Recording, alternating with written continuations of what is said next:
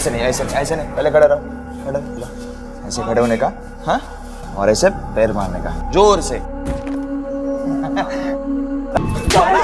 माला क्या कर रही हो? माला क्यों मार रही हो? क्यों मार रही है इसे? क्या क्या इसने?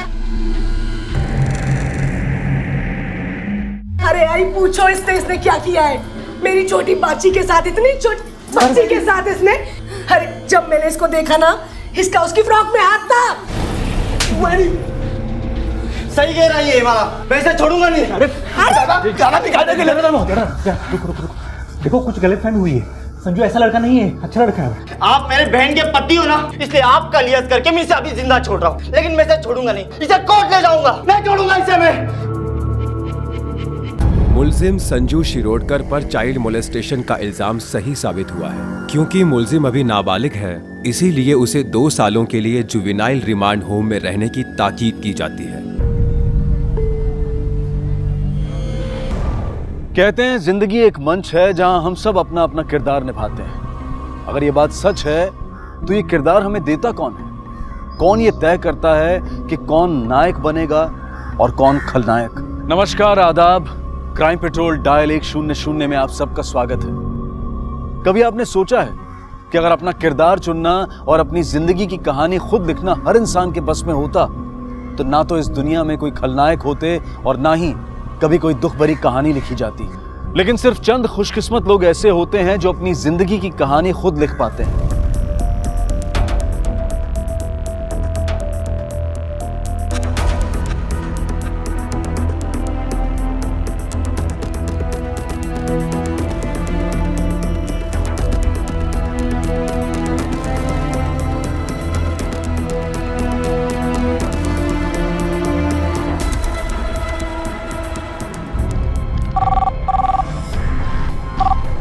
Hello, Borivali police station, sub inspector तांबे। कहाँ?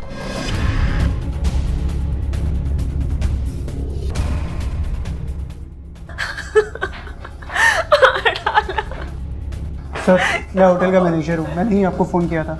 आपको किसी पर शक किसने किया होगा? ये संजू गाइड ने इनका मर्डर किया है। मैंने उसे अपनी आंखों से भागते हुए देखा है बाहर से। गाइड? यस, हम लोग 2 वीक्स पहले ब्राजील से अपने देश आए थे और वो 1 वीक से हमारे साथ था। झगड़ा हुआ था मेरे पति और संजू गाइड के बीच में। इनका पर्स, सारे पैसे सब लेके चला गया। वो उसी ने ही मारा इन्हें। आपके किसी स्टाफ ने मर्डर होते हुए या मुजरिम को भागते हुए देखा था? नहीं सर, हम लोग तो मिसेज अय्यर की चीख सुनकर वहाँ पहुँचे थे, तब तक वो वहाँ से भाग चुका था। आपके यहाँ तो सीसीटीवी कैमरास लगे हैं, आई होप काम कर रहे होंगे। फुटेज दिखाइए जरा। यस सर, लेकिन रात को कुछ टेक्निकल प्रॉब्लम आ गई थी जिसके लिए हमने इंजीनियर को बुलाया था। करीब 1 घंटे से 2 घंटे तक पूरा सिस्टम डाउन था, लेकिन उसके होटल से भागने की पूरी फुटेज हमारे पास है क्योंकि उस समय कैमरा ऑन था। ठीक है, फुटेज दिखाइए।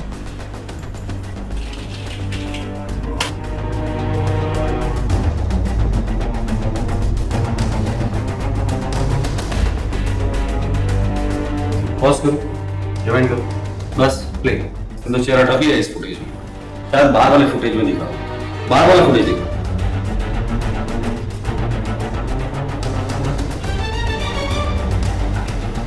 ठीक है, इसकी कॉपी पुलिस स्टेशन ले जाओ। सर, ये संजू गाइड इतना भी मासूम नहीं है। पहले सीसीटीवी कैमरा से बचने के लिए उसने चेहरा छिपाया, फिर फ़ोन और सिम कार्ड को तोड़ के फेंक दिया ताकि पुलिस उसे ट्रैक ना कर पाए। इससे ये बात तो साबित हो जाती है कि उसे पुलिस की बेसिक वर्किंग स्टाइल या क्राइम के बारे में बेसिक नॉलेज तो है। तांबे, उसने चेहरा ढका हुआ था तो हम दावे के साथ नहीं कह सकते कि ये संजू गाइड था जिसके बारे में मिसेस अय्यर बोल रही थी। लेकिन अगर वो वही है तो इतना बेवकूफ़ नहीं है कि मर्डर करने के बाद वो अपने घर चले जाए। फिर भी उसके घर का एड्रेस निकाला। सर,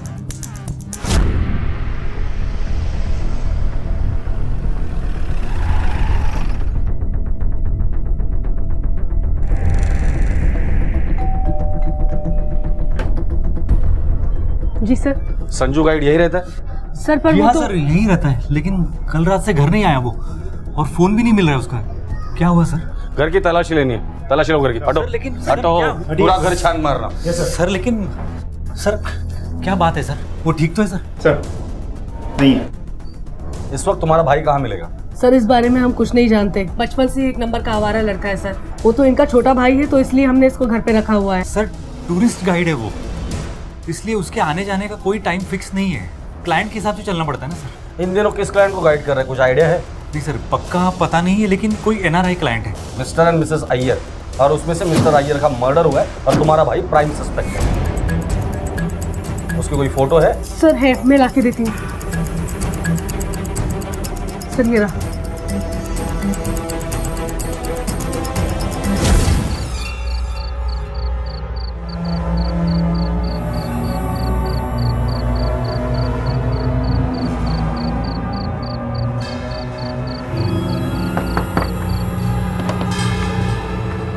अरे तू आओ।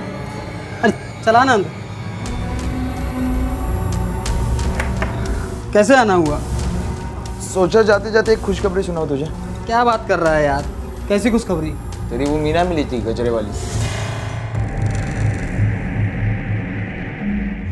क्या बात कर रहा है यार? हाँ मतलब मैंने बात की उससे तेरे बारे में। वो बोल रही थी कल शाम को मिलने वाली थी। सच? हाँ अभी देख आगे क्या करने का। थैंक्स यार संजू, तूने तो मेरी लाइफ बना दी सच्ची। चल यार बहुत लेट हो रहा है मुझे, लास्ट ट्रेन चली जाएगी मेरी। अरे सुनना, काहे को टेंशन लेता है? रात में इधर ही रुक जाना, सवेरे ट्रेन चालू होगी तो आराम से चले जाना। चलेगा तुझे? अरे चलेगा नहीं, दौड़ेगा। और वैसे भी तुझे पार्टी तो देनी है, मेरा इतना अच्छा काम जो किया है तूने। चल ठीक है। सर, जिस बॉटल से उसका कत्ल हुआ था उसके टुकड़े विक्टिम के खून से पूरी तरह से सन चुके हैं और इसकी वजह से उस पे से फिंगरप्रिंट्स मिल पाना इम्पॉसिबल है सर। संजू बेसिकली नासिक का रहने वाला है। यह अपने दादा और बहनी के साथ रहता है। सर संजू मुंबई टाउन के आसपास गाइड का काम करता है। दिखने में हैंडसम है, ठीक ठाक बोल लेता है, वेल मैनर्ड है, इसलिए फॉरेन टूरिस्ट के बीच वो बहुत फेमस है। अगर ये मर्डर संजू ने किया है तो ये उसके लिए पहला क्राइम नहीं है। इससे पहले भी नासिक में चाइल्ड अब्यूज के लिए वो 2 साल रिमांड होम में रह चुका है। रिमांड होम से छूटने के बाद ही उसके माँ बाप ने उसे मुंबई में भाई के पास भेज दिया, जो खुद भी एक गाइड है। शुरुआत के दिनों में वो अपने भाई के साथ ही गाइड का काम करता था, लेकिन पिछले 2 साल से वो इंडिपेंडेंटली गाइड का काम कर रहा है। आस पड़ोस में इंक्वायरी की सर, लेकिन एक भी सिंगल आदमी उसके साथ बातचीत नहीं करता था। क्यों? अपनी भाभी के भतीजी के साथ बहुत गंदा काम किया था उसने। पूरे मोहल्ले में कोई बात नहीं करता था उनसे। आस पड़ोस में नहीं तो कोई तो होगा जिससे वो बात करता था, कोई दोस्त होगा। जमाल, एक पॉकेट मार।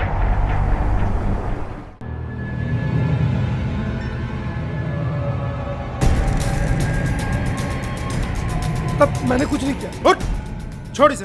ये लीजिए, जाइए आप। साहब मुझे जाने दो ना। तू जमाल है ना? हाँ साहब। हाँ। संजू तेरा दोस्त है? हाँ सर। और किस किस से दोस्ती है उसकी? सर उसकी हिस्ट्री से तो पूरा शहर जानता है साहब, इसलिए उससे दोस्ती करना दूर की बात भी नहीं करता साहब। उसकी हिस्ट्री तो नासिक से शुरू हुई, मुंबई कैसे पहुंच गई?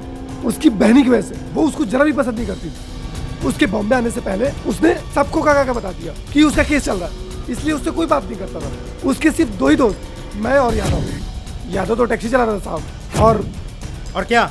और वो मेरा पार्टनर था साहब। पार्टनर? कैसे? वो गाइड है ना साहब।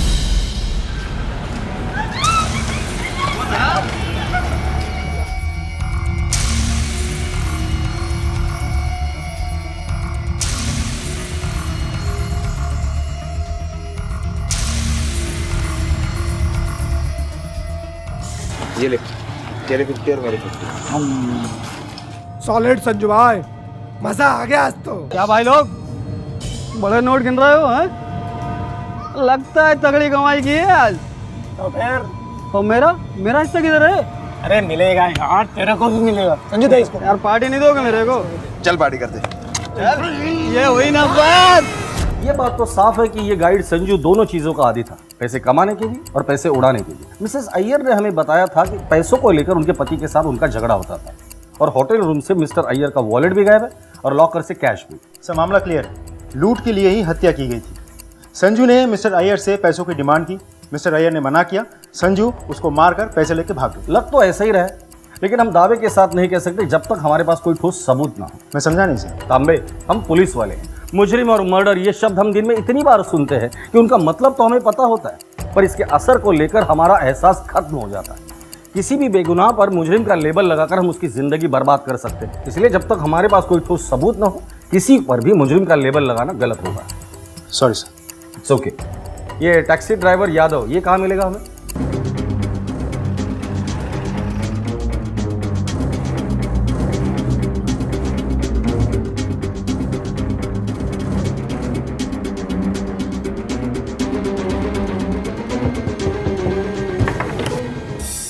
जी साहब। यादव?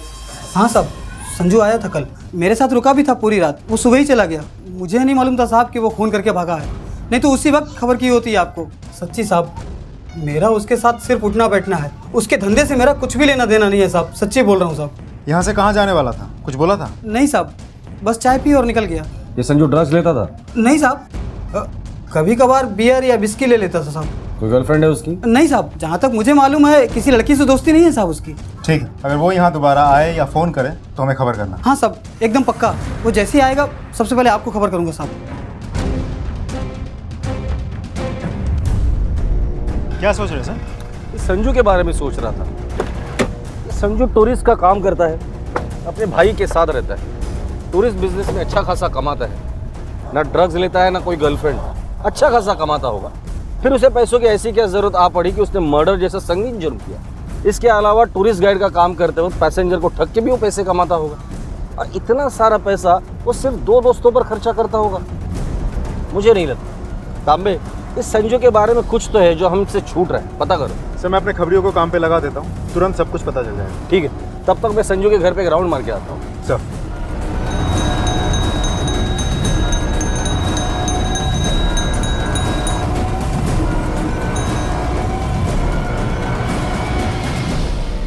सर वो नहीं है यहाँ पर, और मेरा कोई रिश्ता नहीं है उसके साथ। बाबाची रूम कुठे आहे? सर रूम इधर है, मैं दिखाती हूँ आपको।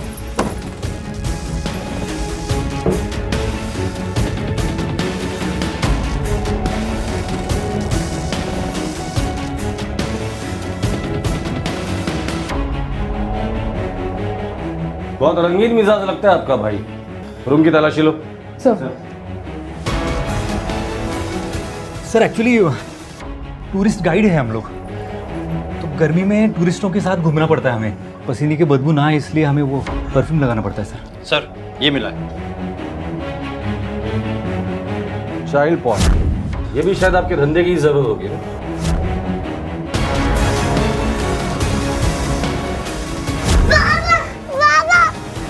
ये लड़की की फोटो मिली है। ये कौन है? नहीं मालूम सर। साहब उसका कोई नया शिकार होगा। बच्चों के साथ गलत काम करना तो उसका पुराना शौक है ना। अगर इनका भाई यहाँ आता है तो सबसे पहले आप हमें इन्फॉर्म करिए। जी सर।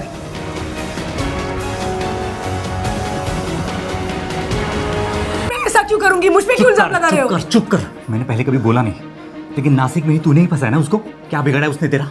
क्यों पीछे पड़ी हुई उसके? उस नीच इंसान के लिए तुमने मुझ पे हाथ उठाया ना? हाँ, एक बार पुलिस को पकड़ लेने दो उसको, देखना खुद से सर झुका के मेरे आगे ना माफी मांगी तो तुमने। श्वेता की तस्वीर का संजू के पास मिलना इस बात की तरफ इशारा कर रहा था कि अलग अलग जगहों और अलग अलग हालात में शुरू हुई इन दोनों की जिंदगी की कहानियां मिल चुकी थी। लेकिन कैसे? संजू का श्वेता के साथ क्या रिश्ता था? क्या वाकई संजू ने इस बच्ची को अपनी हवस का शिकार बनाया था या बनाने वाला था? और जिस एनआरआई का कत्ल करके संजू फरार हुआ था वो इस कहानी में कहां फिट बैठता था? ये वो सवाल थे जिनमें से कुछ के जवाब वक्त को देने थे और कुछ के पुलिस को ढूंढने थे।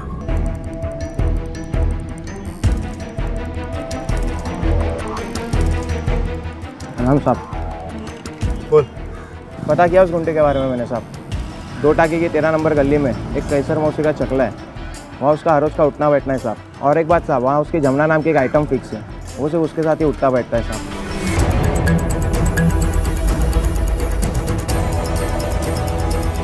केसर भाई? हाँ मैं हूँ, बोलो। पुलिस। घिनौना होता है ना साहब, घिनौना, बस घिनौने से भी घिनौना आदमी थक संजू।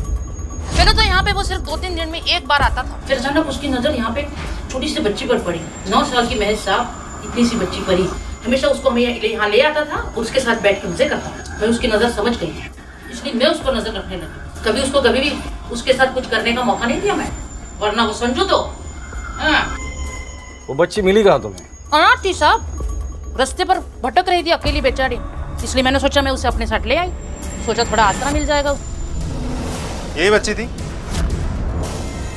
हाँ साहब, यही थी बच्ची, एज थी। बच्ची को बोला? बच्चियाँ नहीं है साहब, पिछले हफ्ते तो आपके डिपार्टमेंट वाले यहाँ पर रेड मार के चले गए, उसमें से उसको भी यहाँ पे लेके गए थे। और पता चला बाद में कि उसे किसी अनाथ आश्रम में दाखिला कर दिया उसका।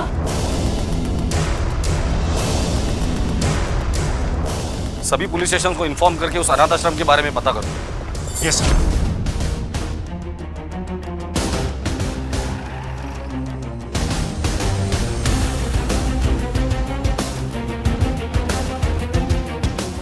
इसे जानते हो? हाँ सर, श्वेता नाम है इस बच्ची का। पुलिस जिस दिन उसे यहाँ छोड़कर गई थी, एक 23-24 साल का आदमी आया था उसे ढूंढते हुए। वो अपने आप को इस बच्ची का कजिन बता रहा था, लेकिन जब हमने उसे रिश्ते का तस्दीक करना चाहिए तो वो उसका कोई प्रूफ नहीं दे पाया, इसलिए हमने उससे मिलने नहीं दी। तो वो इस बात पे काफी नाराज हो गया था सर, और बातचीत मारपीट पे आ गई थी सर। बच्ची को बुलाइए। सर वो एक्चुअली में क्या है? क्या हुआ? बच्ची को बुलाने के लिए कहा तो आपके पसीने क्यों छूट गए? बुलाइए बच्ची को। सर वो बच्ची यहाँ नहीं है। नहीं है मतलब? कहाँ है बच्ची? एक 9 साल की बच्ची आपके एनजीओ से गायब हो जाती है और आपको पता ही नहीं है वो चली गई है या कोई उसे उठाकर लेकर गया। एनजीओ चलाते हुए मजाक करते हुए। और मिसिंग कंप्लेंट क्यों नहीं लिखवाई आप लोगों ने? अगर हम ऐसे करते तो सरकार से मिलने वाली ग्रांट बंद हो जाती और उसका यहाँ और बच्चों पर बहुत असर पड़ता सर, इसलिए कंप्लेंट नहीं करवाई। किसी पर शक है? हाँ सर, हम सबको उसी आदमी पर शक है जो उसका कजिन बनकर यहाँ है।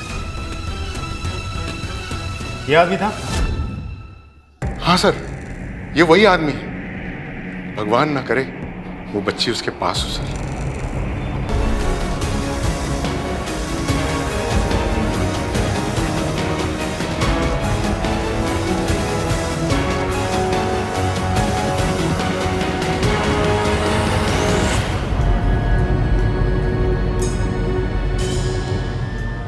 हेलो जमल भाई, संजू बोल रहा हूँ। संजू? अरे वो पुलिस। पता है मुझे, मेरी बात ध्यान से सुन। कल मैं सुबह मुंबई छोड़ के जाने वाला हूँ। आज रात को छुपने के लिए मुझे जगह चाहिए, प्लीज़ मेरी हेल्प कर। तू मेरे मालवानी वाले भाईजान का घर जानता है ना? एक काम कर, तू वहीं आ। सर ये संजू गाइड हमारे हाथ नहीं आ रहा और ना ये केस आगे बढ़ रहा है, क्या लगता है आपको? तांबे, जब भी कोई क्रिमिनल पुलिस से बचकर भागता है, जितनी उसकी सोच होती है उससे एक रास्ता बना लेता है। ये रास्ता पहले उसे हमसे आगे रखता है और फिर हमेशा हमेशा के लिए दूर। एक्सप्लेन करता हूं।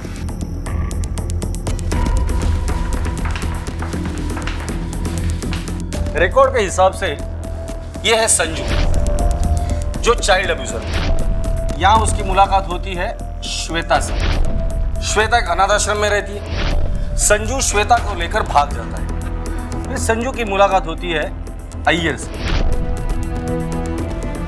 संजू अय्यर से पैसे मांगता है, अय्यर पैसे देने से मना करता है, तो संजू अय्यर का खून कर देता है। अब संजू श्वेता को लेकर मुंबई के बाहर जाने की कोशिश करेगा, लेकिन संजू की मोडस ऑपरेंडी को देखते हुए वो वैसा नहीं करेगा, क्योंकि उसे पता होगा कि शहर से बाहर निकलने वाले सारे एग्जिट पॉइंट पर हमारी नजर होती। इसलिए संजू श्वेता को यहीं छोड़कर अकेला मूव कर रहा होगा। तांबे, इस संजू के जितने भी दोस्त हैं, रिलेटिव्स हैं, अड्डे हैं, उन पर नजर रखो। ये संजू तुम्हें वहीं मिलेगा। Okay sir. Excuse me. Hello. Okay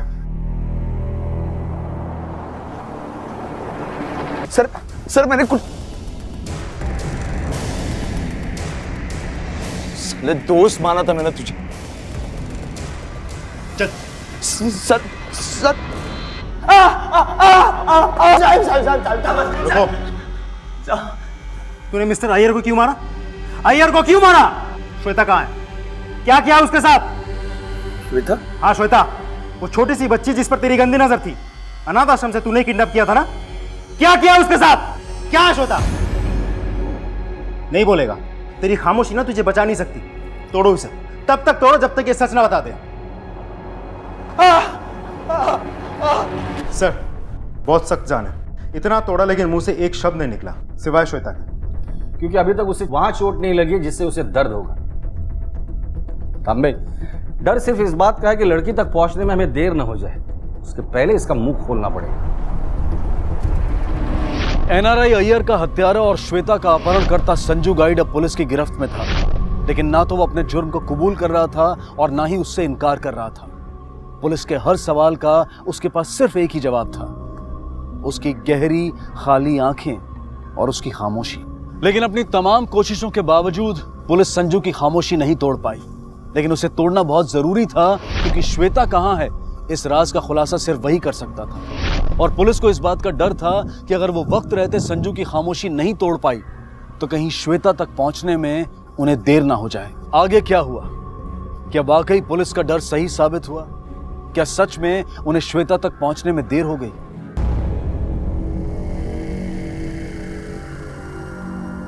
Sanju, तुझे हमारे साथ चलना होगा। हमें 9 साल की एक छोटी सी बच्ची की जली हुई लाश मिली है और हमें पूरा यकीन है कि वो श्वेता ही है। चल, शनाख्त करनी है। श्वेता, श्वेता ऐसे कैसे हो गया? सर ऐसे कैसे हो गया श्वेता के साथ?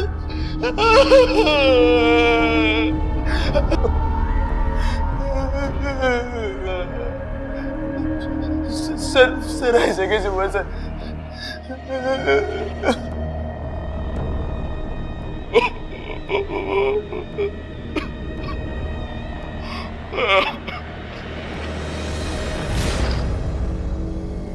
श्वेता की जली हुई बॉडी देखने के बाद तुम्हारी जो हालत हुई है उसे पता चल रहा है कि तुम उसका भला चाहते थे। संजू, अब तो सच बता दो, किसने किया ये सब? सर मैं उसे अपनी बहन मानता था सर। बहन? हाँ सर, मैं उसे पहले दिन से बहन मानता हूँ। जब मैं जमुना के कोटे पे उससे मिला था, लेकिन एक दिन पुलिस की रेड पड़ी तो वो अनाथ आश्रम चली गई और मौका मिलते ही तुमने उसे भगा लिया? नहीं सर, मैंने नहीं भगाया उसे। जब तुम्हें पता था कि श्वेता गायब होने के बाद सबसे पहला शक तुम पर आएगा तो तुम भागे क्यों? पुलिस के पास क्यों नहीं गए? क्योंकि पुलिस कभी सच का पता नहीं लगाती, उनको सिर्फ फाइल क्लोज करना आता है। मेरे साथ पहले भी ऐसे हुआ है, दोबारा ना हो इसलिए मैं नहीं आया। अच्छा ही हुआ श्वेता भाग गई, उसे एनजीओ और वो अय्यर के पास से। मतलब? मिस्टर अय्यर और मिसेस अय्यर ने मुझे गाइड बनाया था। उन्होंने मुझे कहा कि उनको बच्चा नहीं है, वो किसी बच्चे को गोद लेना चाहते हैं, इसीलिए इंडिया आ रहे। मतलब पहिल्याच वेळी नजरेसमोर श्वेता आली सर। मुझे लगा कि उसको आई बाबा मिल गए, उसकी जिंदगी सुधर गई। मैंने उनको कहा कि अभी पेपर जल्दी बनाओ। मैंने श्वेता को समझाया, वो भी बहुत खुश थी। श्वेता को देखते ही उन्होंने पसंद कर दिया था सर। एडॉप्शन की प्रोसेस चालू ही थी सर। उसके होने वाले आई बाबा के पास मैं श्वेता को लेके जाता उनके होटल पे, ताकि एक दूसरे को जान सके। ये एडॉप्शन वाली बात क्यों छुपाई हमसे? मैंने कुछ पर्पजली नहीं छुपाया। वो सडनली मेरे हस्बैंड की डेथ हो गई तो मैं बहुत घबरा गई और मुझे कुछ याद ही नहीं रहा। एनजीओ वाले ने मुझे बताया कि 2-3 दिन में पेपर तैयार हो जाएंगे। मिस्टर अय्यर और मिसेस अय्यर बहुत खुश थे। उन्होंने मुझे एक बड़ी टीम थी, मैं भी बहुत खुश था। खुशी मनाने में जमुना के कोटे पे गए। निकल यहाँ से बाहर। क्या कर रही है? तुझे क्या लगा था मुझे पता नहीं चलेगा? राक्षस है तू, राक्षस। ये क्या बोल रही तू? हाँ, मैंने क्या किया? वो अनाथ आश्रम वाला यहाँ आया था तेरी तरह नोटों की गड्डियाँ लेकर, और पता है नशे में उसने सब पक दिया। तुम लोग श्वेता को 5 लाख में बेचने वाले थे ना, सब पक दिया है उसने। तू मेरी आंखों से ना बिल्कुल दूर हट जा, बिल्कुल दूर। ये क्या बोल रही तू? क्या बोल रही हो? यही सच है। तू निकल जा मेरी आंखों के सामने से, जा यहाँ से। मुझे बहुत गुस्सा आया सर। मैं दूसरे दिन वो अनाथ आश्रम में गया, उसके मैनेजर को 2-4 थप्पड़ लगाए। लड़की के साथ ऐसे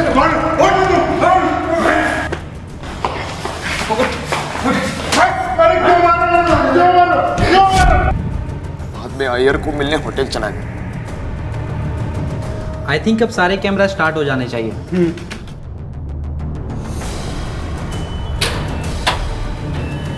mister Iyer, mister Iyer, mister Iyer. Sanju, Sanju, Sanju, what happened Sanju?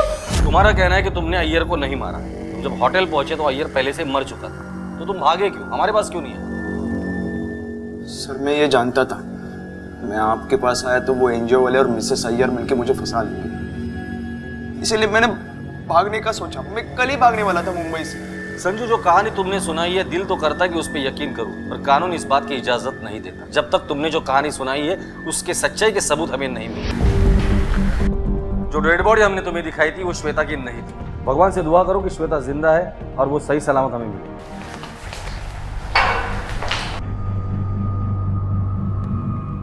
Police को इस बात का पूरा यकीन था कि संजू की खामोशी टूटते ही उन्हें उन सारे सवालों के जवाब मिल जाएंगे जिनकी तलाश में वो अब तक जुटी हुई थी। लेकिन ऐसा नहीं हुआ, बल्कि संजू की इस टूटी खामोशी ने उन अनसुलझे सवालों को और भी उलझा दिया।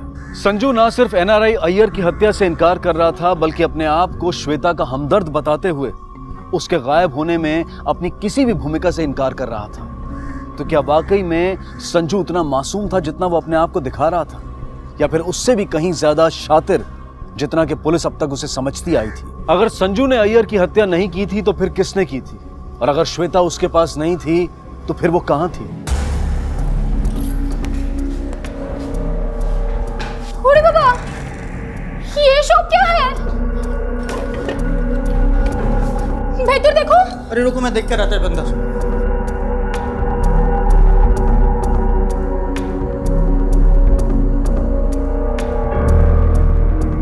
सुनछो, हमारे घर में चोरी हुआ है। हेलो हेलो पुलिस इंस्पेक्टर, आपको फोन करने के बाद ना हम दोनों ने मिलकर पूरा घर चेक किया। घर में जो लॉकर लॉक करके गया था वो वैसा ही लॉक है, उसमें से कोई कीमती सामान भी चोरी नहीं हुआ है। लेकिन ये घर का हालत देखकर तो ऐसा लग रहा है कि हमारा पीछे से कोई रह रहा था यहाँ पर। 2 दिन पहले मित्रा वो बोलपुर जा रहे थे, तो ऐसा उस लड़की ने कहा था।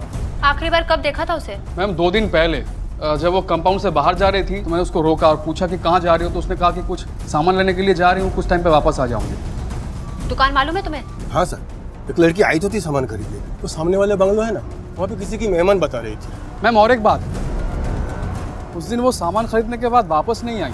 तुम एक काम करो, स्केच वाले को बुलवाकर उस लड़की का स्केच तैयार करवाओ।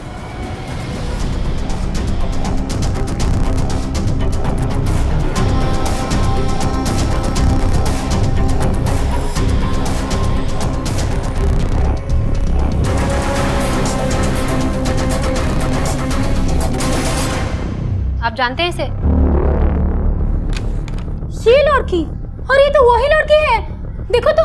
अरे ये तो वही लड़की है जो हमारे साथ ट्रेन में कंपार्टमेंट में थी। हाँ। ये अकेली थी, इसलिए हम दोनों ने मिलकर इसका अच्छी तरह ख्याल रखा। पूरा हावड़ा तक आई हमारे साथ। फिर हावड़ा से हमको इनके पेरेंट्स का कॉल आया। बोलपुर से हमारे एक क्लोज रिलेटिव का डेथ हो गया था, तो हम हावड़ा उतर गया और टैक्सी लिया और बोलपुर चला गया। रास्ते में हमने इस लड़की को भवानीपुर में छोड़ दिया। इस लड़की ने बोला कि इसका बाबा कोलकाता में काम करता है और वो बीमार है, और ये इसे उसे देखने के लिए कोलकाता जा रही है। और हमने इसे अपना एड्रेस दिया, फोन नंबर दिया, बोला कि कोई भी प्रॉब्लम होगा तुम हम लोगों को कांटेक्ट करो। और हाँ, वो ट्रेन के अंदर हमारी वाइफ से हमारा घर का कीज भी गिर गया, लेकिन हमारे पास एक स्पेयर सेट था, इसलिए हमने उतना सीरियसली ढूंढा नहीं। पर अभी हमको लगता है कि यही लड़की वो कीज चुराया होगा। उस लड़की के पास घर की चाबियां भी थी और उसे घर का एड्रेस भी मालूम था, और उसे ये भी मालूम था कि मिस्टर मित्रा अपने घर नहीं बोलपुर जा रहे। तुम एक काम करो, मुंबई पुलिस को उस लड़की का स्केच भिजवाओ, हो सकता है हमें उससे रिलेटेड कोई भी इंफॉर्मेशन मिले, मिसिंग या कुछ और। Yes ma'am. सर, एक गुड न्यूज़ है, श्वेता जिंदा है। ये रहा स्केच। श्वेता मिल गई आपको? वो जिंदा है? वो मिली नहीं, सिर्फ खबर मिली है कि वो कोलकाता में कहीं है। कोलकाता? सर,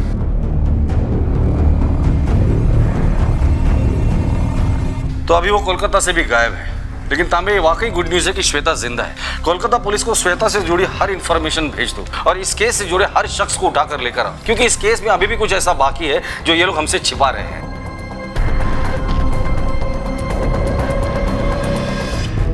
मैम, मुंबई से बच्ची की इन्फॉर्मेशन आ गई। इसका नाम श्वेता है। अचानक से रातों रात मुंबई के एक ऑर्फनेज से गायब हो गई। फुटेज में कुछ मिला? यस मैम, मित्राज ने जो एग्जैक्ट डेट बताया था उस दिन की फुटेज हमने चेक किया है। उसमें साफ दिख रहा है बच्चे कंपाउंड में एंटर करते हुए। उसके बाद ये घर से बाहर निकलती है, खाने पीने के लिए सामान खरीदती है और फिर घर में वापस। प्ले करो इसे। ये लड़की घर से बाहर निकली और फिर इसने खाने पीने का सामान भी खरीदा और वापस भी चली गई, लेकिन ये अचानक गायब कहाँ हो गई? Please please please please please मुझे मत मारिए सर। मैं मानता हूँ कि ऑपरेशन के नियमों में मुझसे कुछ गलती हुई। 5 लाख रुपए में मैं श्वेता को भेजना चाह रहा था, पर संजू का इसमें कोई हाथ नहीं, वो इस बारे में कुछ नहीं जानता।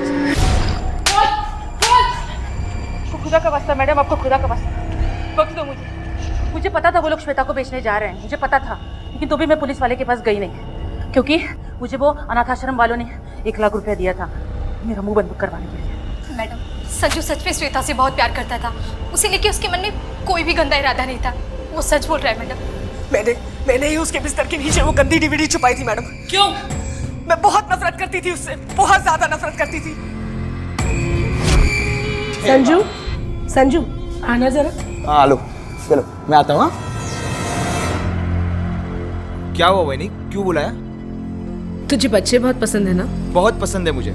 देखो ना, आपके भाजी के साथ अभी 1.5 घंटा खेल रहा था। अभी कोचिंग के लिए देर हो गई है, मैं निकलता हूँ। लौकर बाहर आ। जब उसने मुझे मना किया और घर वालों को बताने की धमकी दी तो मैं बहुत डर गई थी कि मेरे पति को सच का पता न चल जाए, और इसीलिए मैंने उसे झूठे केस में फंसा दिया कि उसने मेरी भतीजी के साथ बदतमीजी की थी। और मैं यही चाहती थी कि आप लोग उसे हमेशा के लिए जेल में डाल दें। मैडम, मेरी और कोई गलती नहीं है। मिसेस अय्यर, आपके जुर्म की कहानी आपके पार्टनर्स ने हमें इंस्टॉलमेंट में बता दी है। हमें यह भी पता चला है कि आप और आपके स्वर्गीय पति ब्राजील में ह्यूमन ऑर्गन्स का बिजनेस करते थे। अब बची हुई कहानी आप हमें बताएंगी या बुलवानी पड़ेगी? ब्राजील के ब्लैक मार्केट में ऑर्गन ट्रांसप्लांटेशन के लिए हम ह्यूमन बॉडी सप्लाई करते थे। एशियन कॉन्टिनेंटल के गरीब लोगों को नौकरी का झांसा देकर ले जाते थे, बट इस बार एक चाइल्ड बॉडी की रिक्वायरमेंट थी और श्वेता उसमें एग्जैक्टली फिटेड थी। श्वेता कहाँ है? जिस दिन मेरे हस्बैंड का मर्डर हुआ उसी रात होटल के रेस्टोरेंट में हमने तीनों ने साथ में डिनर किया था। उसके बाद वो कहाँ चले गई मुझे नहीं पता।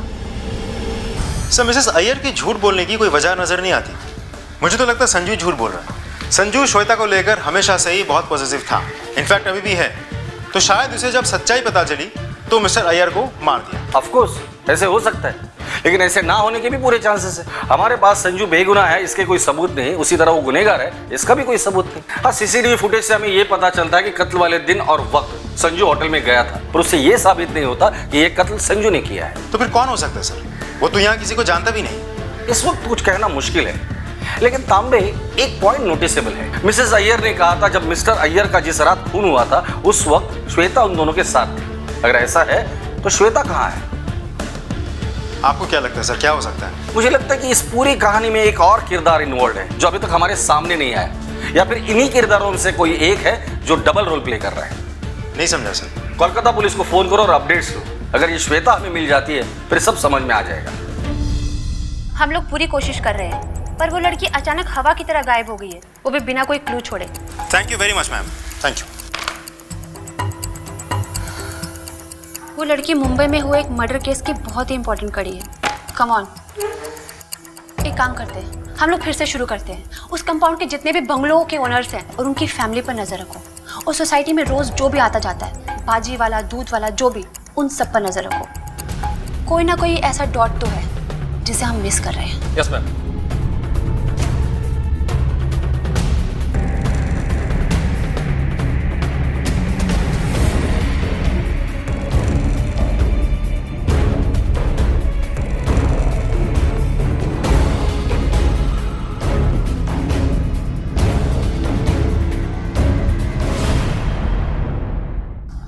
और कैसी है तुम्हारी तबीयत? सलाम साहब, आप मुझे बुला लेते, कोई कुछ पूछना था क्या? सुना तुम्हारी तबीयत खराब है तो सोचा खुद जाकर मिल लो। हाँ, अचानक से क्या हो गया तुझे? नहीं, तबीयत तो सर सही है। किसने बोला आपको तबीयत खराब है? अरे मेडिकल शॉप से दवाइयाँ खरीद रहे हो? सर वो थोड़ा गला खराब हो गया था इसलिए। देखा,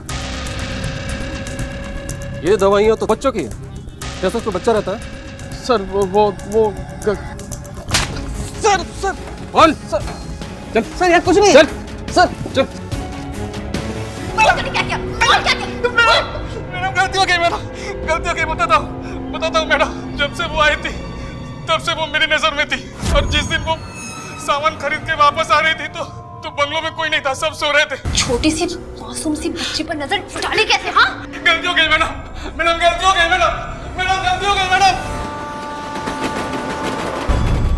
उन्होंने कहा था वो मेरे नई आई बाबा है, और मैं मेरी नई आई के साथ होटल में खाना खा रही थी, और मैंने जल्दी खाना खत्म कर लिया और बाबा के साथ वीडियो गेम खेलने ऊपर चली गई।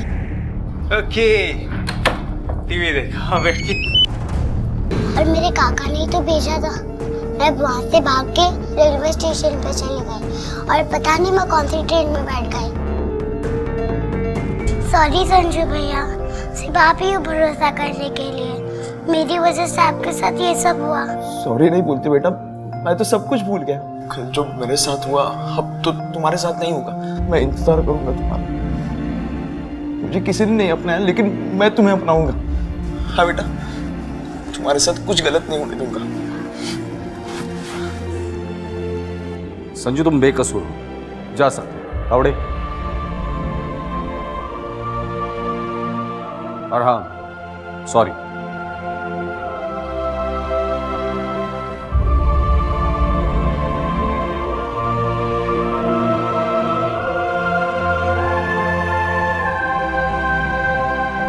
और इस तरह संजू गाइड और श्वेता की इस कहानी का अंत हुआ। आखिर उसे इंसाफ मिल ही गया। जिस झूठे इल्जाम के साए में उसकी जिंदगी गुजर रही थी, वो दाग उस पर से हट गया। श्वेता को पुलिस ने अदालत में पेश किया, जिसके मामले में फैसला आना अभी बाकी है। लेकिन एक बात इस कहानी से निर्विवाद रूप से साबित होती है, और वो ये है कि जिंदगी एक मंच है जहां हम सब अपना अपना किरदार निभाते हैं। अपनी जिंदगी की कहानी अपने हिसाब से लिखना भले ही हमारे बस में ना हो, लेकिन उस कहानी में हम नायक की भूमिका निभाएंगे या खलनायक की, इसका चुनाव करना सिर्फ और सिर्फ हमारे हाथ में होता है। कदम कदम पर अन्याय का शिकार होने के बाद, समाज का तिरस्कार और अपनों की नफरत झेलने के बाद संजू के लिए आसान था कि वो खलनायक बनकर बुराई के रास्ते पर चल पड़ता, लेकिन उसने ऐसा नहीं किया। उसने अच्छाई के रास्ते को नहीं छोड़ा और आखिर में सबको ये मानना ही पड़ा कि वो खलनायक नहीं बल्कि असल में एक नायक था। संजू के इस चुनाव और जज्बे को सलाम करते हुए हम ये चाहेंगे कि हम सब इस कहानी को हमेशा अपनी सोच में ताजा रखें और जिंदगी में अपने किरदार को चुनने में वही समझदारी दिखाएं जो संजू ने दिखाई।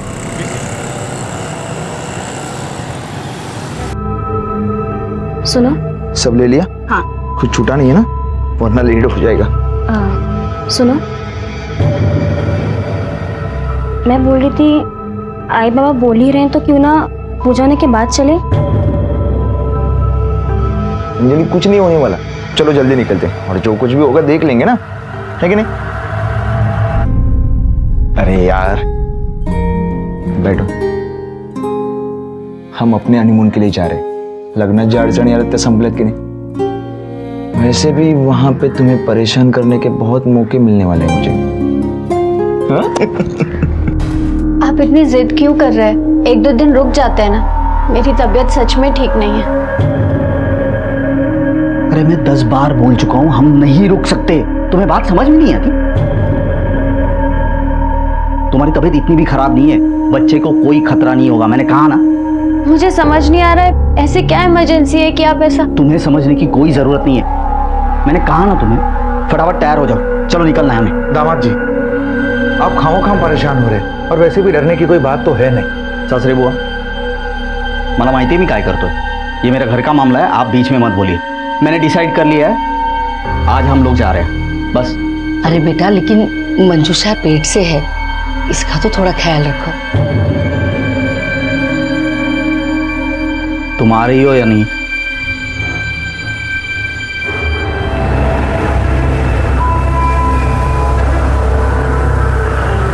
क्या हो? लगी है भाई, तैयार आराम से। सोहम, मुझसे बर्दाश्त नहीं हो रहा। ताई टेन्शन घेऊ नको, आपण हॉस्पिटलमध्ये जाऊया। भाऊजी लवकर आलो रे आलो, 2 मिनिटं। सर गाड़ी में 4 आइडेंटिटी कार्ड मिले, जिसमें से 2 आइडेंटिटी कार्ड के ऊपर के सरनेम सेम है और बाकी 2 आइडेंटिटी कार्ड के ऊपर के सरनेम सेम है। मतलब ये दोनों कपल है। और सर मुझे लगता है कि ये चारों एक ही फैमिली के हैं।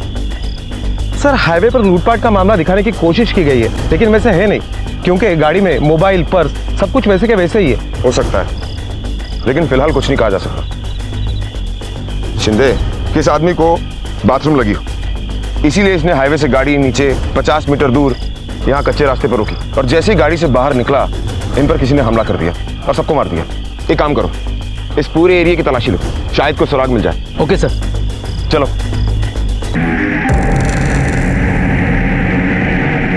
हाईवे का सफर जहां एक तरफ इंसान को वक्त पर या कई बार वक्त से पहले पहुंचने की सहूलियत देता है, तो वहीं दूसरी तरफ सुरक्षा के कारणों में कमी की वजह से यह भी देखा गया है कि वक्त पर पहुंचना तो दूर, कई बार इंसान अपनी मंजिल पर कभी नहीं पहुंच पाता, क्योंकि कोई अनहोनी या हादसा उन्हें पहले ही जिंदगी से दूर ले जाता है। हाईवे पर होने वाले हादसों के आंकड़े हर साल बढ़ रहे हैं और हजारों लोग अपनी जान गंवा रहे हैं। और सुरक्षा की इसी अनदेखी का फायदा उठाते हैं वो गैंग जो हाईवे पर लूटपाट करते हैं। क्या ऐसे ही किसी गैंग की हरकत थी ये 4 लोगों की हत्या की कोशिश, जिनमें से 3 लोग मर चुके थे और एक अब भी जिंदगी और मौत के बीच में झूल रही थी? आखिर आने वाले पलों में क्या लिखा था उसके लिए? चिंदे, क्या रिपोर्ट है यहाँ की? सर, ऑपरेशन चल रहा है, शायद लड़की बच सकती है। चिंदे, तुम्हारा शक बिल्कुल सही था। ये चारों एक ही परिवार से थे। इनमें एक कपल था, सोहन और अंजलि माने, और जिस आदमी की डेड बॉडी हमें गाड़ी के बाहर झाड़ियों के पास मिली उसका नाम था प्रताप शिर्के, जो मंजूषा का पति था। मंजूषा और सोहम दोनों सगे भाई बहन हैं। मंजूषा और प्रताप सोहम की शादी के लिए कोल्हापुर आए थे, और जब इन पर हमला हुआ तब ये लोग अपने घर वापस जा रहे थे पुणे। मैंने इनके घर वालों को इन्फॉर्म कर दिया था। वो आए हैं क्या? सर, उन्हें मॉर्ग में ले जाया गया है बॉडी की शिनाख्त के लिए। कंधे में लगी गोली को तो हमने निकाल दिया है, पर क्योंकि खून काफ़ी बह चुका था इसलिए रिकवर होने में टाइम लगेगा। वैसे अब उनकी जान को कोई खतरा नहीं है। इस हादसे में उनको अपना बच्चा भी खोना पड़ा, इसलिए सिर्फ फिजिकल ही नहीं मेंटल डैमेज भी होगा। आप लोगों को उनका खास ख्याल रखना पड़ेगा, ध्यान रखिएगा उनका। सावित्री, संभाल अपने आप को।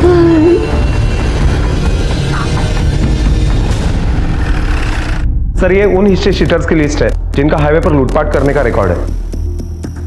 शिंदे, मुझे नहीं लगता ये काम हाईवे पर लूटपाट करने वालों ने किया है। इसकी 2 वजह। पहली वजह ये है कि वो लोग अपनी तरफ से पूरी कोशिश करते हैं कि पुलिस को उनका कोई भी हिंट ना मिले, और दूसरी वजह ये कि अगर ये मामला लूटपाट का होता तो कैश, मोबाइल, ज्वेलरी सब गायब होता, लेकिन ऐसा कुछ नहीं, सब कुछ बरामद हुआ। सर, ए बैलिस्टिक रिपोर्ट।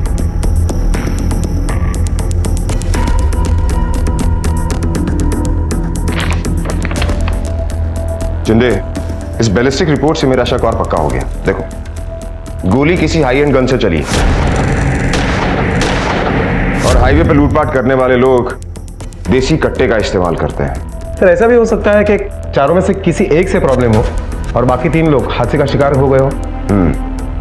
लेकिन शिंदे, ये भी हो सकता है कि दुश्मनी सिर्फ एक से नहीं बल्कि पूरी परिवार से हो।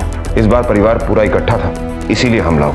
और ये पता करने के लिए हमें सोहम, अंजलि, मंजूषा और प्रताप, इनके बारे में सारी इन्फॉर्मेशन इकट्ठी करनी होगी, और उनकी भी इन्फॉर्मेशन इकट्ठी करनी होगी जो इन लोगों से जुड़े हुए हैं। सर, मंजूषा के पिताजी आए।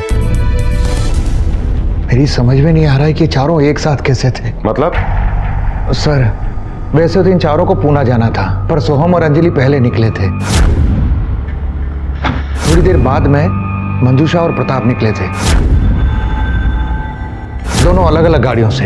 अच्छा, ये बताओ कि चारों को पूना जाना ही था तो 2 अलग अलग गाड़ियां क्यों नहीं? सोहम और अंजलि को हनीमून के लिए जाना था, नई नई शादी और थोड़ी प्राइवेसी, इसीलिए अलग अलग गाड़ियों में गए। और वैसे तो आप जानते ही हैं कि आजकल के बच्चों को समझाना कितना मुश्किल है, इसलिए हमने मना भी नहीं किया था।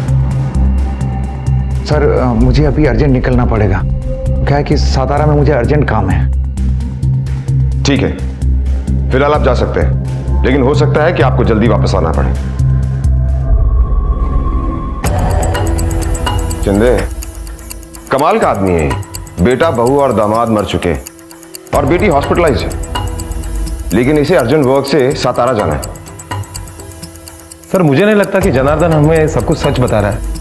बात कुछ और है और ये बता कुछ और रहा है।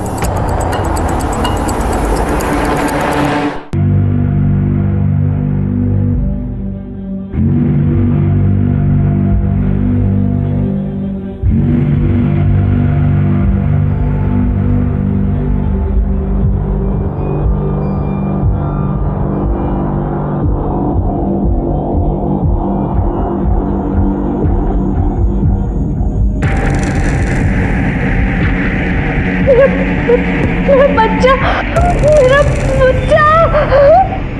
क्या हुआ? प्लीज आप रेस्ट कीजिए। मेरा बच्चा। शांत हो जाइए प्लीज। मेरा बच्चा। प्लीज आप शांत हो जाइए। मेरा बच्चा। सर, हॉस्पिटल से फोन आया था, मंजूषा को होश आ गया है। याद करने की कोशिश कीजिए, आपके साथ कल क्या हुआ था? मैं और प्रताप पूना जा रहे थे, बीच में सोहम का फोन आया था। हाँ हाँ हाँ सोहम, क्यों नहीं, बस 2 मिनट लगेंगे। सोहम का फोन था, वो आगे हाईवे पर खड़े हैं, उनकी टैक्सी खराब हो गई है, उसे और अंजलि को आगे से पिकअप कर लेते हैं।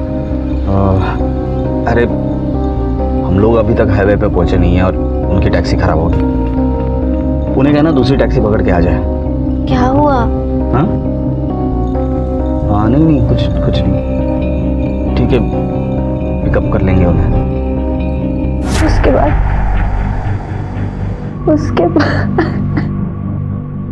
कल तुम्हारी कैब से तुम अंजलि और सोहम को पुणे लेकर जा रहे थे ना? हाँ साहब, मैं ही लेकर जा रहा था उनको, लेकिन अचानक रास्ते में गाड़ी खराब हो गई, इसलिए मैंने उनको हाईवे पे ही छोड़ दिया। क्या ये वही दोनों हैं जिन्होंने अंजलि और सोहम को लिफ्ट दी थी? हाँ साहब, ये वही।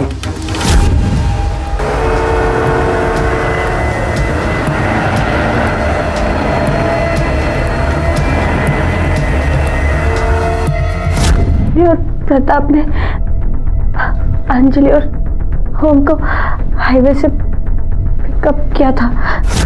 अंजलि तुम बहुत स्मार्ट हो, नहीं राइट टाइम पे सोहम के साथ घर अलग बसाने का डिसीजन ले लिया, वरना इनके घर वाले तुम्हारे घर में कभी शांति रहने ही नहीं देते। आओ भाऊजी, 4 दिवस झाले लग्नाला, कभी तो अच्छा बोलो फैमिली के बारे में। गलत कह रहा हूँ क्या कुछ? क्या हम पीछे ले सकते हैं? बहुत पेट में दर्द कर रहा है। ताई क्या हुआ? हाँ, पानी दो। अरे थोड़ा सहन कर लो, इनको पुणे भी छोड़ना है और हमें आगे जाना है। भाऊजी, ताई की तबीयत इंपॉर्टेंट है या पुणे जाना? भाऊजी, आगे से एक राइट है, वहाँ शॉर्टकट है, हम जल्दी जा सकते हैं वहाँ से। ठीक है। चोर की लगेज आ गया था। सोहम, मुझे बर्दाश्त नहीं हो रहा। ताई टेंशन क्यों नको, अपने हॉस्पिटल में जाऊया। भाऊजी लवकर. आलो रे आलो, 2 मिनिटं.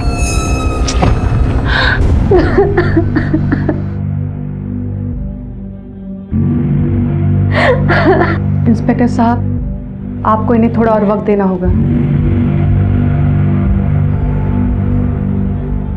ठीक है डॉक्टर, आप जरा हमारे साथ आइए।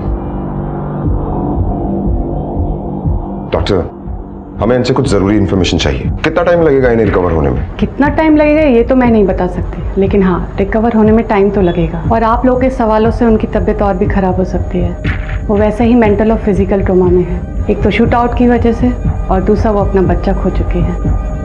Thank you doctor. शिंदे, मुझे ऐसा लगता है जिसने भी ये कत्ल किया है उसका टारगेट प्रताप था, या शायद मंजूषा और प्रताप दोनों, और ये सोहम और अंजलि गेहूं के साथ घुन की तरह पिस गए। सर, लेकिन एक बात मेरे समझ में नहीं आ रही है, इस प्रताप को मंजूषा के माँ बाप से क्या प्रॉब्लम थी कि उसने शादी करके आई हुई नई बहू को भड़काने की कोशिश की?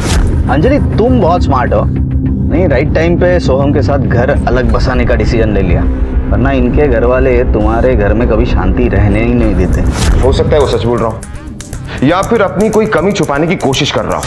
इस प्रताप के बारे में सारी इंफॉर्मेशन हमें मंजूषा के बाप से मिलेगी। उसका बाप सितारा में कुछ अर्जेंट काम के लिए गया हुआ ना, वापस आया कि नहीं? हाँ सर, मैंने एक कांस्टेबल उसके पीछे लगाया था, अभी वो अपने घर पर ही है। प्रताप सिर्फ अपने बारे में ही सोचता था, उसने मेरी बेटी की कभी फिक्र नहीं की। हमेशा मेरी मंजूषा को दुख दिया है उसने। अरे 4 लोगों के बीच उसे बेइज्जत करता था।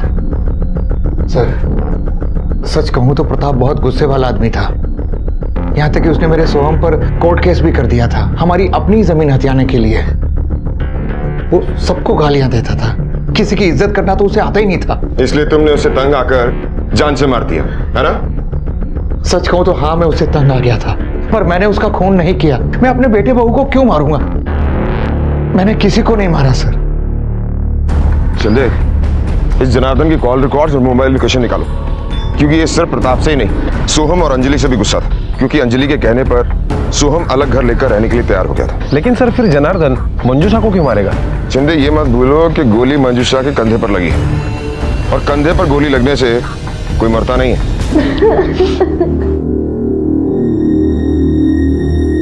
मत रो बेटा, कितना रोएगी? मर जाना चाहिए था मुझे इस नाक जैसी जिंदगी में।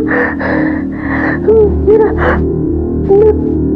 बच्चा ही तो एक सहारा था, वो भी इस दुनिया में नहीं रहा, तो किसके लिए जीऊंगी? नहीं बेटा, रोते नहीं, मेरी बात सुन। वो प्रताप ने तो तेरी जिंदगी वैसे भी नरक बना के रखी थी, और अब तो तेरा बच्चा भी नहीं रहा। सुन, अब तो तेरी जिंदगी आजादी से अपने तरीके से जी सकती है बेटा। 30 साल की उम्र में विधवा बनकर मैं कैसे आजाद हो सकती हूँ?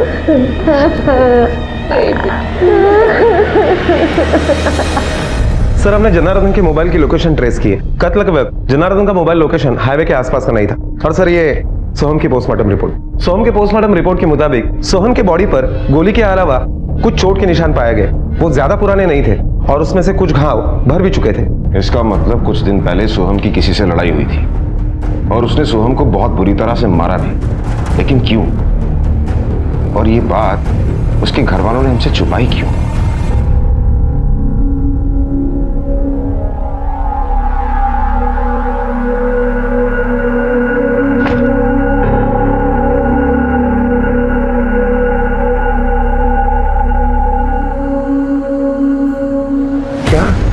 सोहम का झगड़ा हुआ था? कब? हमें तो कुछ पता भी नहीं जी। सर, हो सकता है वो झगड़ा यहाँ नहीं बल्कि पूना में हुआ हो, इसलिए हमें कुछ नहीं पता और उसने हमें कुछ बताया भी नहीं था। अगर उसका झगड़ा यहाँ नहीं पूना में हुआ तो इसके बारे में आपको पता तो होगा ही। सर, मैं तो बीमार थी। सर, क्या हम सोहम की बॉडी के साथ साथ अंजलि की बॉडी को भी क्लेम कर सकते हैं? क्योंकि मुझे नहीं लगता कि अंजलि के घर वाले आएंगे। सर, जनार्दन सच बोल रहा है। अंजलि के घर वाले अंजलि और सोहम के शादी के बिल्कुल खिलाफ थे। यहाँ तक कि वो अंजलि के शादी में भी नहीं आए। इसका मतलब मर्डर का मोटिव अंजलि के परिवार वालों के पास भी है, क्योंकि अंजलि ने अपने परिवार के खिलाफ जाकर शादी की और ये मर्डर उसी का परिणाम। शिंदे, अंजलि के परिवार वालों का एड्रेस निकालो और उनसे अच्छी तरह से पूछताछ करो। ओके सर, हमें भी बिरादरी में रहना है। दूसरी जाति में बेटी को देते तो समाज को क्या मुंह दिखाते। अंजलि को बहुत हमने कोशिश की सोहम से दूर रखने की, यहाँ तक कि उसे कमरे में भी बंद कर दिया था। हमें लगा सब खत्म हो गया, पर अंजलि ने हम सब की नाक कटवा दी। वो सोहम के साथ भाग गई और उसके साथ शादी कर ली। इसी बेइज्जती का बदला लेने के लिए तुमने उनका खून कर दिया। हमें यह भी पता है कि शादी के कुछ दिन पहले तुमने सोहम के साथ मारपीट भी की थी। सर, इस वजह से आप अगर हम पर यह इल्जाम लगा सकते हैं तो कोई और भी है जिनके मुंह पर इन्होंने शादी करके कालिक पोत दी थी, जिनको मुंह दिखाने के लायक नहीं छोड़ा था। मेरे बेटे की जिंदगी बर्बाद हो गई तुझसे शादी करके। पनौती बन के आई तो उसकी जिंदगी में कभी सुख नहीं दिया उसे, और अब उसकी जान ले ली तूने। मनहूस कहीं की। अरे तू क्यों नहीं मरी उसकी जगह पे? तुम सबने मिलकर जान ली है मेरे बेटे की। समधन जी, ये क्या कह रही हैं आप? हादसे में आपने अपना बेटा ही नहीं बल्कि हमने भी अपने बेटे बहू को खोया है, तो भला हम अपने बेटे की जान क्यों लेंगे? ये मुझसे नहीं, खुद से पूछिए, सब पता है आपको। सर, सोहम के बैंक अकाउंट डिटेल से पता चलता है कि 8 तारीख को सोहम के डेबिट कार्ड से 4000 रुपए का बिल हॉस्पिटल में पेड हुआ था। उसे काफी सारी चोटें आई थी, इस वजह से उसे हॉस्पिटल लेकर गए थे। उसे हॉस्पिटल लेकर कौन गया? सर, उसके कुछ फ्रेंड और उसके बाप जनार्दन ने उसको एडमिट करवाया था। इसका मतलब उसके पिता को इस बारे में सब कुछ पता था, फिर उसने हमसे झूठ क्यों बोला?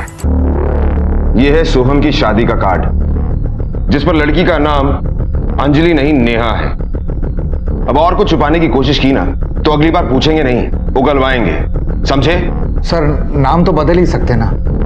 पंडित जी ने कहा था कि यह नाम अच्छा नहीं है, नेहा नाम शुभ है, इसलिए हमने नेहा नाम छपाया। अच्छा, पंडित ने बाप का नाम भी बदलने के लिए कहा था?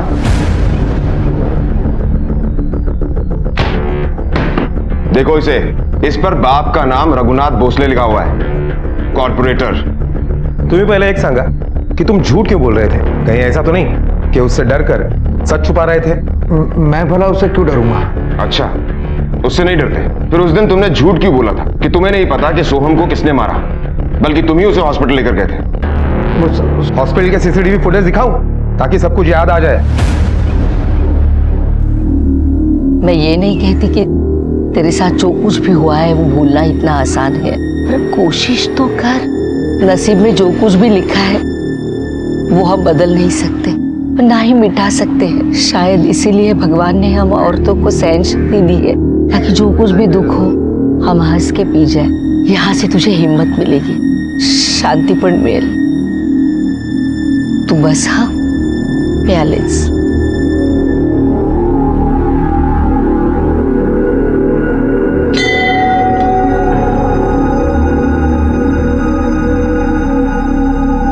पंडित जी, मेरी बेटी मंजूषा के नाम से पूजा कीजिए।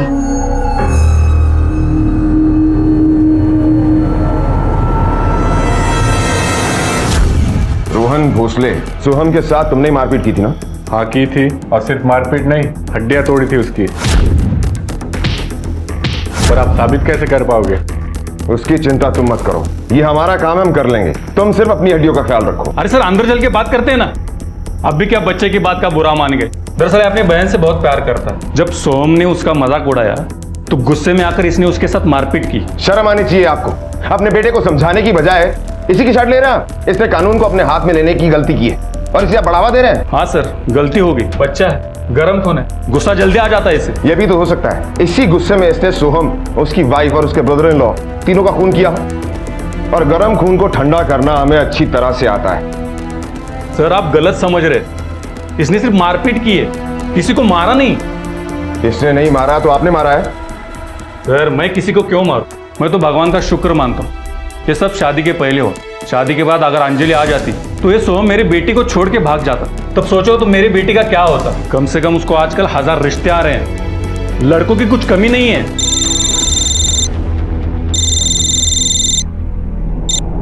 हेलो, क्या?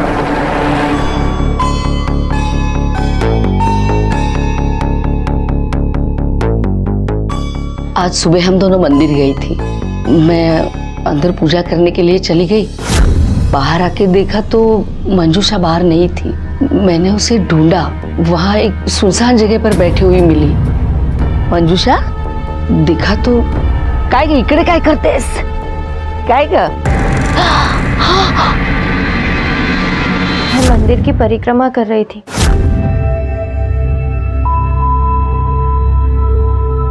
जैसे ही मंदिर के पीछे की तरफ पहुंची तो छोड़ो छोड़ो मुझे, मुंह पर कंबल होने की वजह से मैं देख ही नहीं पाई कि कौन था। हाईवे पर हमला हुआ और सिर्फ मंजूषा बची, लेकिन उसने कुछ भी साफ साफ नहीं बताया। और आज भी उस पर हमला हुआ और उसने कुछ नहीं देखा। मुझे लगता है ये मंजूषा मेन टारगेट है, या शायद इन मर्डर्स के पीछे मंजूषा ही है। शिंदे काम करो, इस मंजूषा पर नजर रखो और इसकी पास्ट प्रेजेंट फ्यूचर डिटेल्स सब कुछ निकालो। Okay sir.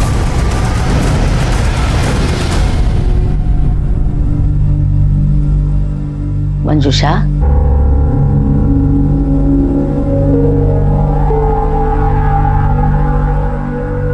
तूने पुलिस से झूठ क्यों बोला? कैसा झूठ आई? यही कि तुझ पर जिसने हमला किया उसे तूने देखा ही नहीं। क्योंकि मैंने सच में नहीं देखा। उसने मेरे ऊपर कंबल। चुप कर, जब मैं वहां पहुंची तब वहां कोई कंबल वंबल नहीं था। क्या बात है बेटा, किसे बचाना चाहती है?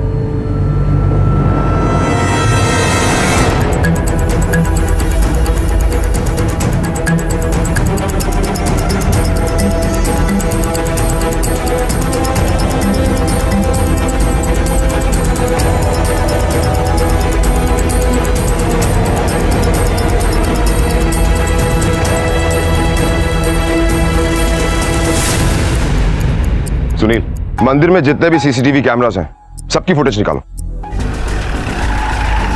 क्यों इसे लेके जा रहे हो आप? क्या किया इसने? सर हुआ क्या? कहाँ ले जा रहे हैं? क्या किया है? हमें कुछ पूछताछ करनी है, चलाओ। मंजूषा,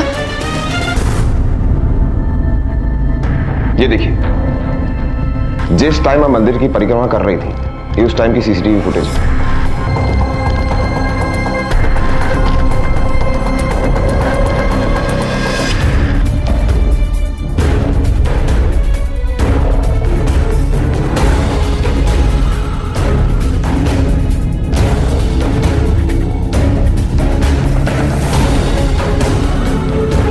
सलाम साहब।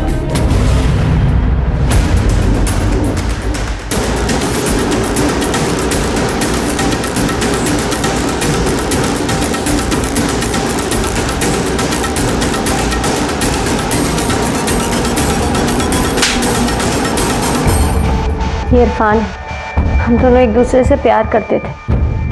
शादी से पहले तक हमारा अफेयर चल रहा था। हम दोनों के धर्म अलग अलग थे, इसलिए मेरी फैमिली ने मुझे उससे शादी नहीं करने दी और ज़बरदस्ती मेरी शादी प्रताप से करवाई, क्योंकि प्रताप ने मेरे बाबा के बिजनेस में पैसे लगाए थे। जब बाबा का बिजनेस डूब रहा था, प्रताप बहुत ही एरोगेंट और गाली गलौज करने वाला आदमी था। वो मुझे हमेशा नीचा दिखाता था। मेरी जिंदगी तो जैसे नर्क बन चुकी थी। सभी लोग मुझसे सिंपैथी जरूर रखते थे,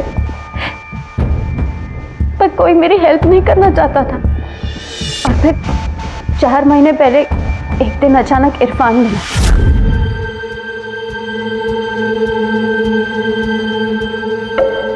उसके बाद अक्सर वो मेरा पीछा करता था। मैंने कभी भी उसे पलट कर नहीं देखा, पर वो हार मानने को तैयार ही नहीं था। मेरा पीछा करता रहा, मुझे फोन करता रहा। कोई ईमेल नहीं मिला अभी तक? मिलना तो चाहिए। हाँ,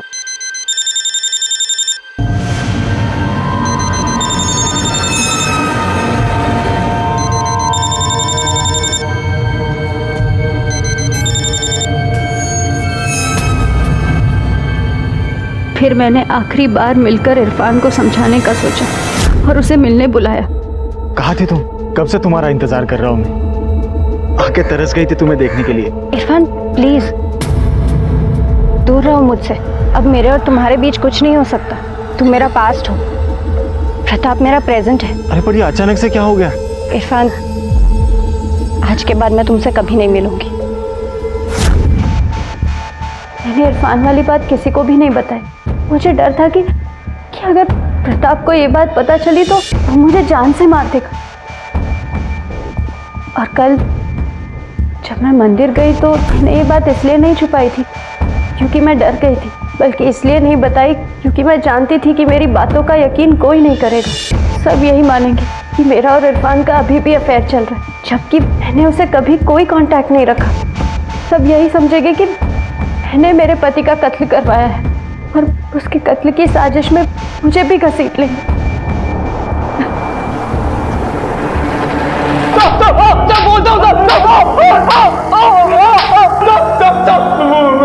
नहीं मारा साहब।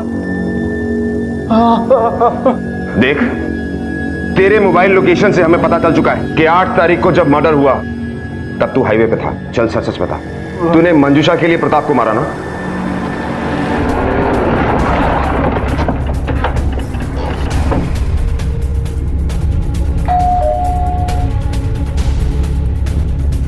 ये इरफान का घर है? हाँ, कहिए। आप कौन? मैं उनकी बीवी। हमें आपके घर की तलाशी लेनी है। ये रहा आपके घर की तलाशी का वारंट। भाविस्कर, तावड़े, कानम कोबरा बिन जुंगाड़ा। Okay sir.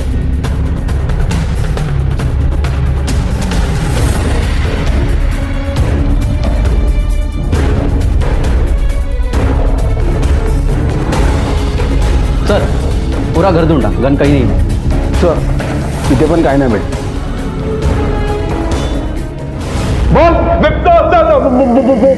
बोलता हूँ, मारना मत साहब। मैं मंजूषा और उसके पति का पीछा कर रहा था। मंजूषा मेरी बात को मान ही नहीं रही थी। मैंने सोचा कि उसकी पति की पिटाई करके उसे धमकी दूंगा तो वो अपने आप हमारे रास्ते से दूर हो जाएगा। फिर आगे रास्ते में उन्होंने किसी 2 लोगों को गाड़ी में बिठाया। मैंने सोचा कि ये 2 लोगों को मैं नहीं संभाल पाऊंगा। फिर साहब आगे रास्ते में मैं एक ढाबे पर रुक गया था। शाम 5:30 बजे तक साहब मैं उधर ही था। माँ कसम साहब, मैंने किसी को नहीं मारा साहब, सच बोल रहा हूँ मैं। वैसे भी प्रताप ने घर और बाहर इतने सारे दुश्मन पाल के रखे थे कि वैसे भी ये काम कोई भी कर सकता था। साहब बोल, तू कहना क्या चाहता है? साहब, प्रताप ने एक लड़की को यूज करके फेंक दिया था साहब। ये बात उसकी पूरी फैमिली जानती है, लेकिन कोई नाम नहीं लेगा साहब, क्योंकि उसका नाम लेगा तो उनकी बदनामी होगी। सर, मर्डर स्पॉट से वो ढाबा लगभग 5 किलोमीटर की दूरी पर है। हमने ढाबे पर जाकर पूछताछ की तो पता चला कि इरफान सच बोल रहा है। जिस वक्त मर्डर हुआ उस वक्त इरफान उस ढाबे पर ही था। जिंदे, मुझे ऐसा लगता है कि मर्डर का प्लान इरफान और मंजूषा ने मिलकर किया है। दोनों के पास वजह थी। इरफान मंजूषा को पाना चाहता था और मंजूषा अपनी शादी से मुक्ति। शायद मंजूषा के दिल में इरफान के लिए वापस से फीलिंग पैदा हो गई थी, इसीलिए उसने उसको बचाया।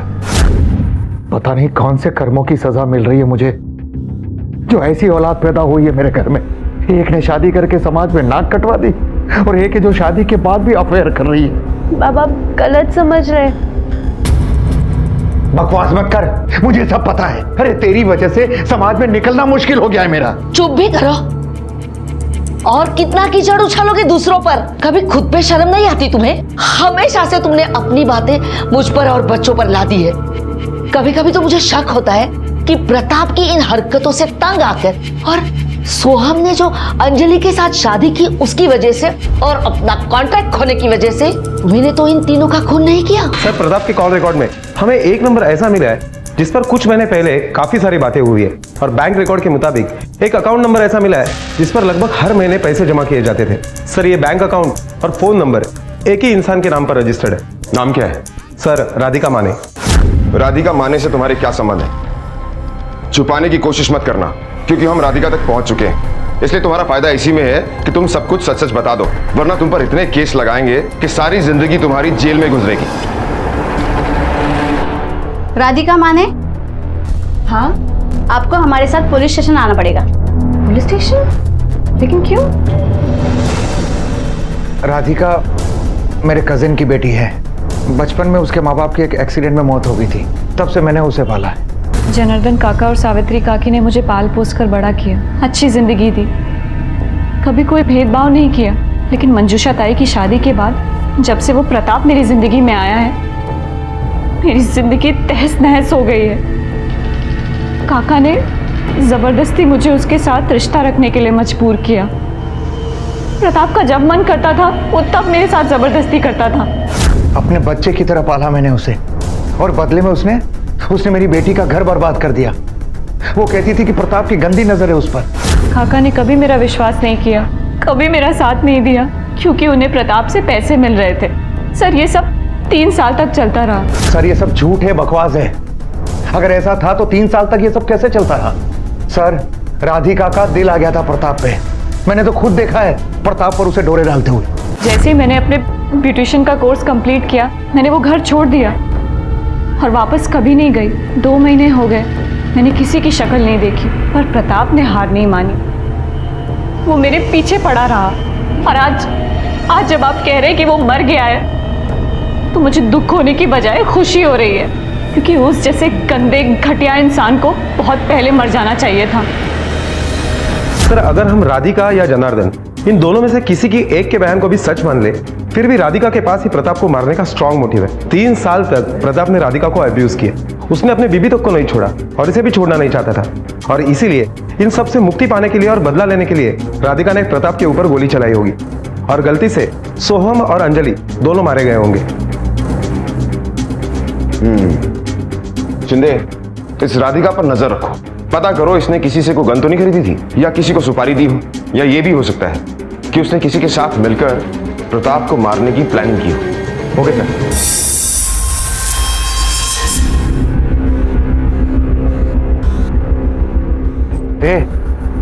क्या हुआ? मुंह क्यों लटका हुआ तेरा? कुछ नहीं, बस सोच रही थी कि झूठी इज्जत और पैसे कमाने के लिए आप सच को कितना दबाओगे। क्या हम नहीं जानते हमारे घर में राधिका पर क्या गुजरी है? उस बेचारी राधिका ने क्या नहीं सहा? क्या प्रताप नहीं? फालतू बात मत कर। जिस चीज की अक्ल नहीं हो ना, उसके बारे में बकवास नहीं करनी चाहिए। तेरी नजर में तो बिल्कुल कभी सही था ही नहीं। मैंने कभी कोई सही काम किया ही नहीं। जब घर से बाहर निकलोगी ना, समाज में जिंदा रहने के लिए और घर चलाने के लिए हाथ पैर मारोगी ना, तब जाकर पता लगेगा कि दुनिया क्या है और कैसे चलती है। बकवास करती है।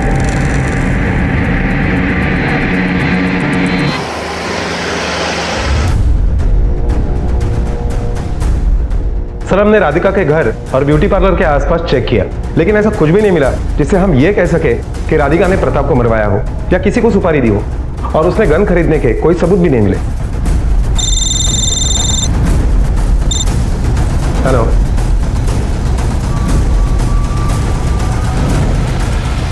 अरे भाई, तुम्हारे पैसे दे दूंगा मैं। कहीं भागा जा रहा हूं क्या? भरोसा रखो ना। बोल रहा हूं, कितनी बार बताऊं मैं तुम्हें? दे दूंगा। हाँ, कैसे हैं आप? काफी बिजी लग रहे हैं। कैसे चल रहा है आपका काम? काम तो ठीक ही चल रहा है। अच्छा, लेकिन हमें तो ये पता चला है कि आप कंप्लीटली नेहा के पिता के ऊपर डिपेंडेंट थे, और जब नेहा के साथ आपके बेटे का रिश्ता टूटा तो आपसे सारे कॉन्ट्रैक्ट वापस ले लिए गए, और ऊपर से कमेटी ने इंक्वायरी बिठा दी ये पता करने के लिए कि पिछले 15 साल से आपने कितनी ईमानदारी से काम किया है। सही बात है? हमारे धंधे में ये सब तो चलता ही रहता है। तो अचानक आपके बेटे के मर्डर के बाद आपकी आर्थिक हालत कैसे सुधर गई? हालात तो सुधरने वाले थे, कमेटी ने सब इल्जाम वापस ले लिए, क्योंकि जनार्दन शिर्के के खिलाफ मेरिट में कुछ साबित ही नहीं हुआ। हो सकता है कि इत्तेफाक हो कि मेरिट में कुछ नहीं मिला, पर बड़ा अजीब सा इत्तेफाक है। जब बेटे की शादी होने वाली थी तो कोई भी तुम्हें एक भी कॉन्ट्रैक्ट देने के लिए तैयार नहीं था, लेकिन जैसे ही तुम्हारा बेटा और बहू मरे तुम्हें सब कुछ वापस मिल गया। कहीं ऐसा तो नहीं कि अपना सब कुछ वापस पाने के लिए तूने खुद ही अपने बेटे और बहू को मरवा दिया हो, और प्रताप तो वैसे ही तुम्हारे गले की हड्डी बना हुआ था, उसे भी रास्ते से हटा दिया हो। आप मुझ पर झूठा और बेबुनियाद आरोप लगा रहे हैं। उसने अपनी बेटे की शादी मेरे बेटे से करने के लिए इनकार किया था, इसलिए इस बात का बदला लेने के लिए मैंने कमेटी बिठाई थी। सर, सोहम के मौत के बाद जनार्दन मेरे पास आया और रोने लगा। ये सब उसके बेटे की गलती थी।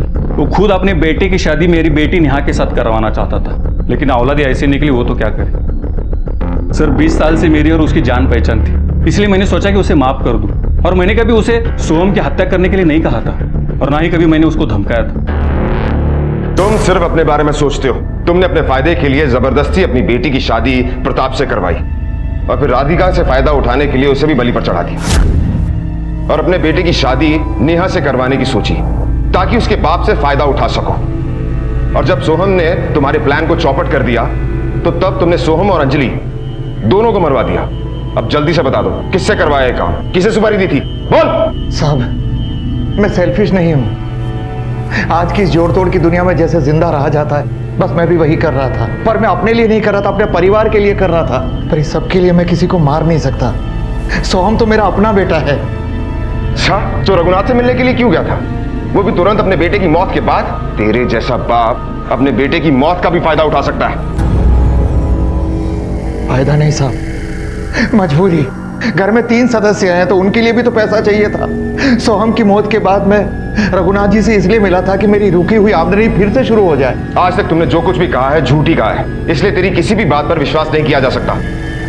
मैंने सोहम को नहीं मारा साहब। हाईवे पर हुए इस हादसे में जिसमें 3 लोगों की जान गई थी, संदिग्धों की कमी नहीं थी। मंजुषा, जनार्दन, इरफान, अंजलि का परिवार, नेहा का परिवार, राधिका, सभी के पास कत्ल का मकसद था, लेकिन इसके बावजूद पुलिस के पास कोई ठोस सबूत नहीं था जो कि इनमें से किसी को भी कातिल साबित कर सके। पुलिस के पास रास्ते अनेक थे, लेकिन ऐसा लग रहा था कि जैसे हर रास्ता एक बंद गली में खत्म हो रहा है। और तभी आंख मिचोली खेलने वाले इस केस में पुलिस को हत्या का हथियार मिला, और कड़ियां जैसे खुद ब खुद जुड़ने लगी। इसे पहचानती हो ना?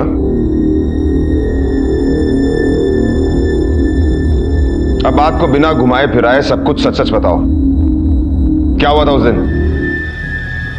ये गन मैंने प्रताप को मारने के लिए खरीदी थी, पर बीच में ही सोहम का फोन आया था कि उन्हें पूना तक लिफ्ट चाहिए। तब मैंने प्रताप को मारने का अपना फैसला टाल दिया, पर ऐसा करने के लिए मुझे अंजलि और सोहम ने उकसाया था। उकसाया मतलब? वो दोनों हमेशा खुश ही रहते थे, उन्हें जो चाहा वो मिला, मुस्कुराते थे, एक दूसरे की केयर करते थे। मैं ये सब बर्दाश्त नहीं कर सकी। मैं भी तो उसी परिवार की थी, फिर मेरे साथ ये भेदभाव क्यों? जब से शादी हुई थी बस रो रही थी, बेइज्जत हो रही थी। मुझे वो खुशियाँ कभी नहीं मिली जो उन्हें मिली थी। फिर एक दिन ये सब देखते सोचते मुझे क्या हो गया।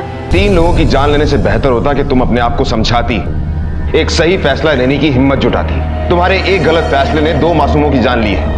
काश तुम्हें पता होता कि अपराध का रास्ता किसी को आजाद नहीं कर सकता, सिर्फ बंदी ही बना के रख सकता है। ऐसा कहते हैं कि अक्लमंद से अक्लमंद इंसान भी अपने दिमाग का सिर्फ 2 से 3% ही इस्तेमाल करता है। बाकी के बचे हुए प्रतिशत में क्या है यह हम नहीं जानते, और शायद उसी का एक हिस्सा है मंजुषा की हालत, जिसने उसे गुनहगार बना दिया। लेकिन इंसान की चेतना भी कमाल है। अगर वो जागृत रहे तो इंसान को भगवान, और अगर सो जाए तो भगवान को भी शैतान बना सकती है। और शायद यही हुआ था मंजुषा के साथ। उसने अपनी हालत के सामने समर्पण नहीं किया था, लेकिन विरोध और बेहतरी का जो रास्ता उसने निकाला था वो उसकी पहले की हालत से ज्यादा भयानक था। जनार्दन जैसे लोग जो समाज और दुनिया की दुहाई देते हैं, अपनी गलतियों पर पर्दा डालते हैं, उन्हें दूसरों पर थोपते हैं, असल में वो गुनाह की खेती कर रहे होते हैं और उसी गुनाह की फसल उन्हीं के आसपास उगकर उन्हीं की तबाही का कारण बनती है। मंजुषा को सोहम, प्रताप और अंजलि के कत्ल के लिए गिरफ्तार किया गया है। फिलहाल वो जुडिशियल कस्टडी में है। अपनी हालत के लिए किसी दूसरे को जिम्मेदार ठहराने से पहले अपने आप को जांच लें कि कहीं आप अपनी हालत के सुधार के लिए किसी दूसरे को संघर्ष करते हुए तो नहीं देखना चाहते। हर गलत बात का विरोध करें और सही समय पर आवाज उठाएं, यही एक अच्छे इंसान की पहचान है। अब मैं अनूप सोनी आपसे विदा लेता हूं, फिर मुलाकात होगी अगले एपिसोड में एक और चौंका देने वाले केस के साथ। तब तक अपना और अपने परिवार का ख्याल रखें और देखते रहें क्राइम पेट्रोल डायल 100। सबक एक को सीख हम सबको। जय हिंद। क्राइम पेट्रोल के और भी दिलचस्प कहानी देखने के लिए हमारे चैनल को सब्सक्राइब करें और बेल आइकॉन दबाना न भूलें।